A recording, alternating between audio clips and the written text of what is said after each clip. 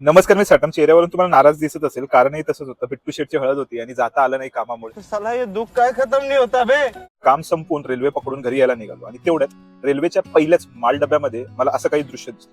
मी थोडंसं बघितलं कुतूहलाने आणि इग्नोर केलं आणि पुढे गेलो. पण नंतर राहून वाटलं की परत जाऊन चेक करावं ना, कारण भारी वाटत होतं हे दृश्य. मग काय मरीन लाईन स्टेशन येतात ताडकन खाली उतरलो आणि लगेच माल डब्बा जाऊन पकडलो आणि मग सहवास सुरू झाला माझा आणि ह्या महाशयांचा. इतका भारी फिटनेस मी आतापर्यंत रस्त्यावरच्या सुद्धा श्वानांचा पाहिला नव्हता. तुम्ही पाहिला असेल तर कमेंट सेक्शन मध्ये कळवू शकता.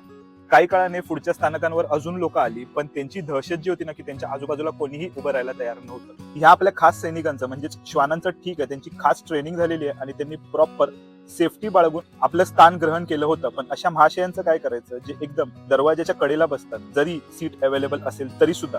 थोड्या वेळाने वाटलं एक सेल्फी व्हिडिओज काढूया ना, आपली एक आठवण सुद्धा राहील यांच्याबरोबर आपण वेळ घालवल्याची.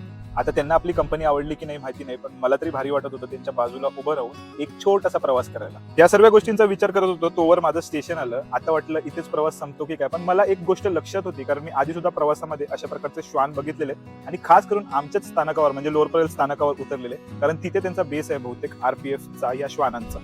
तर मी तसाच विचार करत होतो, पण एक्झॅक्ट ज्या वेळेला स्टेशन आलं ना, त्यावेळेला हे महाशय बरोबर उठले, माझ्या मागे येऊन उभे राहिले आणि माझ्या नंतर खाली उतरले आणि वाकड्या वाटेने आपल्या बेसकडे निघून गेले. या छोट्याशा प्रवासानंतर माझं मन पूर्ण फ्रेश झालं होतं आणि मी एस्केलेटर पकडले आणि वर चढलो आणि फुटओव्हर ब्रिजवर अजून 2 आपल्या ह्या महाशयांचे साथीदार दिसले आणि अजून भारी वाटलं. म्हणजे आंधळा मागतो एक डोळा आणि मला देवाने दिले 3 डोळे, अशा प्रकारची काहीशी गत माझी झाली होती. बाकी तुम्हाला याबद्दल काय वाटतं ते कमेंट सेक्शन मध्ये कळवा. आणि खास करून सांगतो, ह्या जीवनसृष्टीमधील प्रत्येक जनावरांची काळजी घ्या, कारण ते आपल्या घरात राहत नाही तर आपण त्यांच्या घरात राहतो. ह्या गोष्टीची जाणीव ठेवा आणि हर हर महादेव.